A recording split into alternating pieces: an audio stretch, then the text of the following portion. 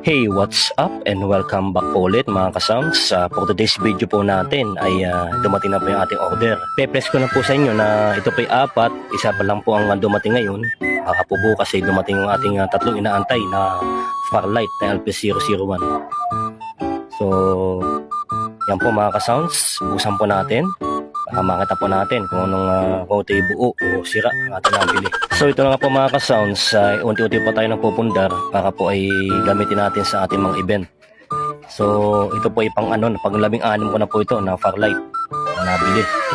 So yan po, maya pa ng konti makita na po natin itong ating Farlight. Kung ito ay buo, testingin po natin ito mga ka-sounds kung ito ay buo o sira ang ating nabili. Pag naman po sisira ito, pwede na po natin ibalik sa ating nabilan. So yan po, talaga yan po yung pinaka-handle niya. At yan po yung kanyang pinalagyan na mga plastic cover. So yan po mga ka-sounds. Maya pa ng konti ay titesting na po natin to. Sana po ay buo ito at wala siyang damage. So okay naman po sa nakita ko wala naman po siyang damage. At talaga po wala namang UP.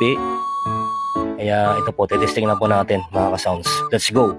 So yan po mga ka-sounds, napay na po natin ito ating nabili. Talaga pong magagamit na po natin to sa ating event na mga darating.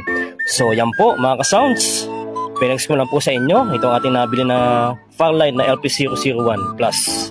So hanggang dito lang po.